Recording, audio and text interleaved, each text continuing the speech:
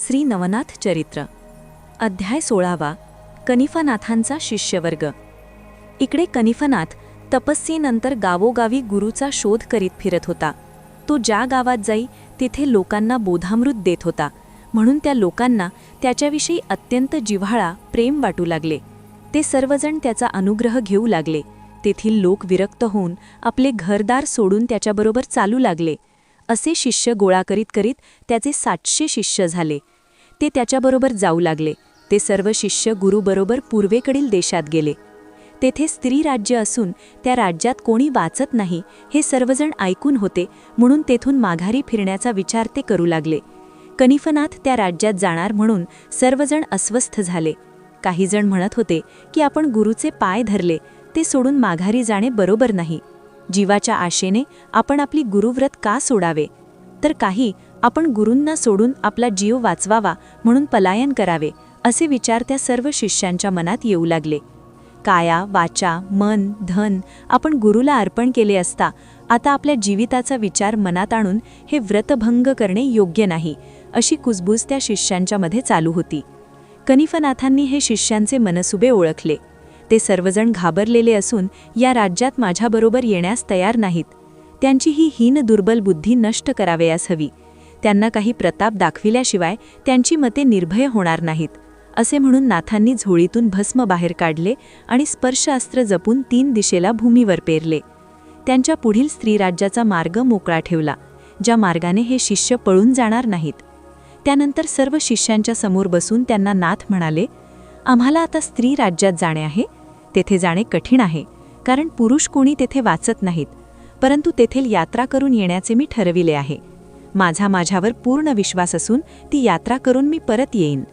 कदाचित माझा प्राण गेला तरी मी माघारी फिरणार नाही। तुमचा काय विचार आहे तो मला सांगावा। ज्यांची गुरुचरणी निष्ठा आहे त्यांनीच माझ्याबरोबर यावे। ज्यांना स्वतःचा जीव प्यारा आहे त्याने परत घरी जावे।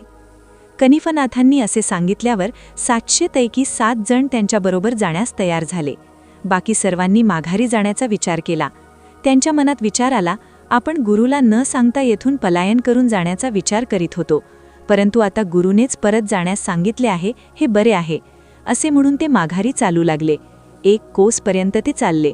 तेथे स्पर्शास्त्र विभूतीने त्यांना चिकटून ठेवले, कारण कनिफांनी सर्व बाजूंना तेथे ते मंतरलेले भस्म पेरले होते। त्यांना हालचाल करता येत नव्हती। त्यांचे हातपाय जमिनीला चिकटल्यामुळे ते ओणवे होऊन राहिले होते। कनिफांनी त्या 7 शिष्यांना बोलावून घेतले व त्यांना सांगितले, तुम्ही तेथील दगड उचलून त्यांच्या पाठीवर ठेवावे आणि ही स्पर्शशास्त्र विभूती त्यांच्या भाळी लावावी। ते 7 शिष्य गुरुच्या आज्ञेने त्या सीमेपाशी गेले। गुरूंनी सांगितल्याप्रमाणे त्यांनी सर्व केले व त्यांना म्हणाले, जीवित्वाच्या लोभाने तुम्ही गुरुला सोडून जात होता, परंतु ईश्वरी करणी अगाध असते। तुम्ही आता भूमीला चिकटून राहिले आहात। तुम्ही स्वीकारलेल्या मार्गाने कोण तरुण गेला आहे याचा विचार करावा। त्यांच्या शरीरावरील पाषाणांनी त्यांना अंगसुद्धा हलविता येईना। तेव्हा आम्ही चुकलो, आम्हाला क्षमा करून यातून सुटका करावी, असे ती सर्वजण ओरडू लागली। ते 7 शिष्य त्यांना म्हणाले, जीवित्वाची आशा धरून तुम्ही येथे परत आलात। आपले गुरु कनिफनाथ आता तो गाव पाहून आल्यावर तुम्हाला सोडवतील। एकदा गुरु केला की संकट आल्यावर भ्याडपणे पळून जाणे या कर्माची शिक्षा फलद्रूप होते।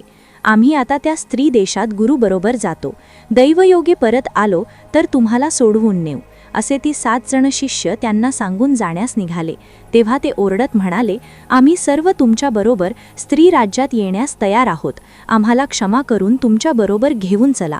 अशी त्यांची कळकळीची विनंती ऐकून त्यांनी त्या सर्वांना सांगितले की तुमचा निरोप गुरुदेवांना सांगतो व तुमची त्यांच्या आज्ञेने सुटका करतो।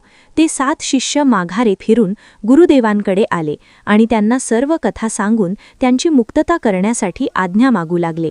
कनिफनाथांना मनातून त्यांची सहानुभूती वाटली आणि त्याने विभक्तास्त्र मंत्र म्हणून त्या 7 जणांपैकी एकाजवळ भस्म दिले। ते भस्म तेथे जाऊन त्याने त्यांच्या कपाळी लावले आणि ते सर्व मुक्त झाले।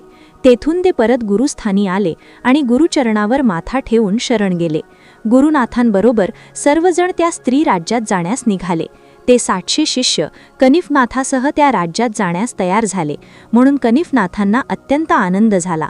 ते सर्वजण त्या स्त्री राज्याच्या सीमेवर जाऊन त्या रात्री तेथे वस्तीस थांबले। त्या राज्यात सेतुबंध रामेश्वराहून मारुती भुबुहुकार करण्यासाठी जात असता कनिफनाथाच्या स्पर्शशास्त्राच्या सपाट्यात तो सापडला. त्या महाप्रबळ वीर मारुतीने त्या अस्त्रास दाद न देता तो त्या स्त्री राज्याच्या सीमेपर्यंत पोहोचला. मारुती विचार करू लागला की त्या स्पर्शशास्त्राची येथे कोणी प्रेरणा केली असेल. तेवढ्यात त्या नाथपंथी लोकांना पाहून मारुतीला वाटले, आपण मोठ्या प्रयत्नाने त्या मच्छिंद्रनाथाला या स्त्री राज्यात पाठविले. त्यांनाही सर्वजण उपद्रव देतील, बोध करून त्यांचे मन वळवतील आणि त्याला त्यांच्याबरोबर घेऊन जातील. असे झाले तर आपले सर्व श्रम वाया जातील. राणी मैनाकिनी अतिशय दुःखी होईल, तेव्हा त्यांना येथूनच परतून लावावे. मारुतीने असा विचार करून अतिविशाल भीमरूप धारण केले आणि भुबुहुकार केला. आपले शेपूट जोरात आपटून सर्वांना घाबरून सोडले. तेव्हा सर्व शिष्य घाबरून कनिफनाथांच्या आड दडून बसले. जणू काय प्रलय काळच जवळ आला आहे असे त्यांना वाटले. तेव्हा नाथांना ते म्हणाले, गुरुदेवा, काहीतरी उपाय शोधून आपले प्राण वाचवावे.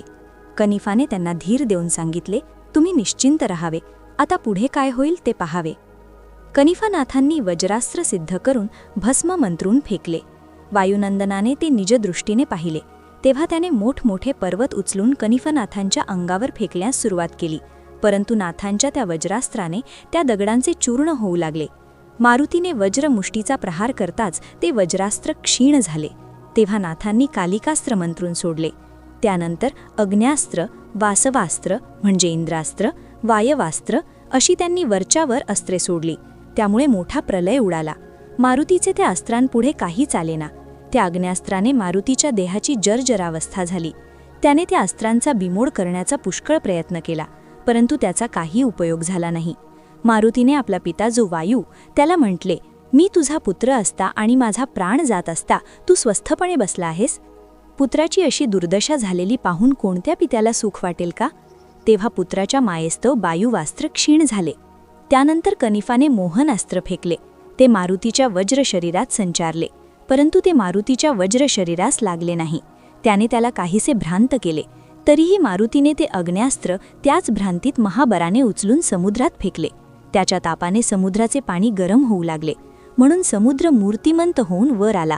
तेव्हा त्याला मारुती व कनिफनाथ यांचे युद्ध चाललेले दिसले. मारुती आपल्याकडून अनेक उपाय योजून कनिफनाथांचा पाडाव करू पाहत होता, परंतु कनिफनाथांचे वर्चस्व कमी होत नव्हते. कलिका आणि वासव शक्ती या अस्त्राने मारुती मूर्छित होऊन पडला. ते पाहून पिता वायुराज मारुतीजवळ मूर्तिमंत होऊन उभा राहिला. तेव्हा मारुती सावध झाला. तो वज्र शरीरी ब्रह्मांड बळ असलेला अंजनी बळ शेवटी स्वतःला सावरीत पुन्हा युद्ध करण्यास उठला. तेव्हा वायुराजाने त्याचा हात धरीत त्याला सांगितले की बाळा, हे नाथ मोठे प्रबळ आहेत. पूर्वी मच्छिंद्रनाथांनी तुझी कशी दुर्दशा केली होती ते तू आठव. वाताकर्षण विद्या नाथांच्या जवळ वसत आहे, म्हणूनच तू त्यांच्याशी सख्य करून तुझे कार्य साधून घे. त्यांच्याशी सख्य करण्याशिवाय आता तुला गत्यंतर नाही. समुद्राला सुद्धा ते म्हणणे योग्य वाटले.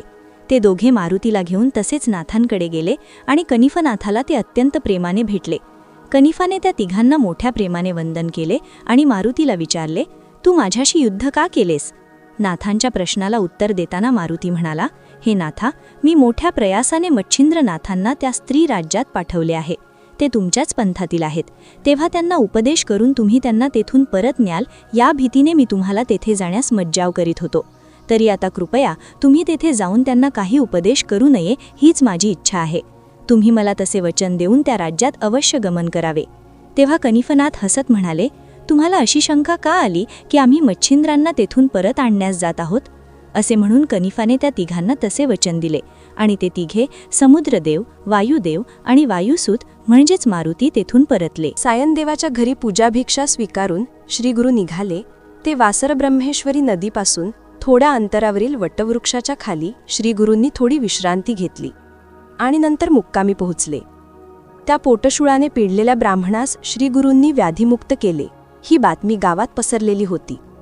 त्यामुळे लोकांची खात्री झाली की आपल्या गावी आलेले संन्यासी सामान्य नसून त्या अशा घटना लीलया करू शकतात.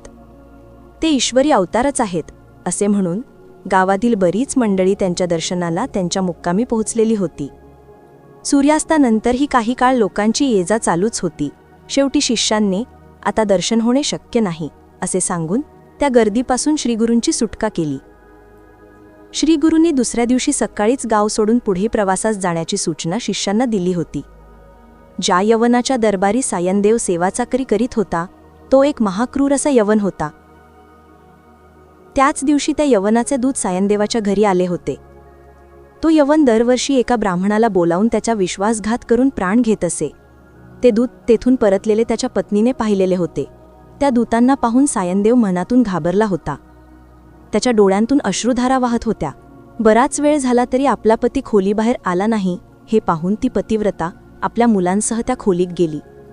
पाहते तर खोलीत अंधार असून सायनदेव त्या अंधारातच बसलेला पाहून तिने त्याला विचारले, अहो अंधारात का बसलास? दिवा का नाही लावला?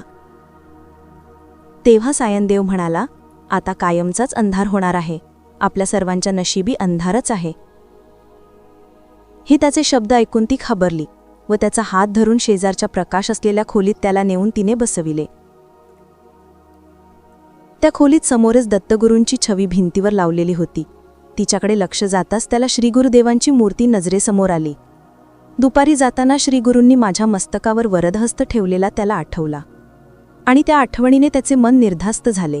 त्याला विश्वास वाटू लागला की गुरु आपले शब्द खोटे पडू देणार नाहीत.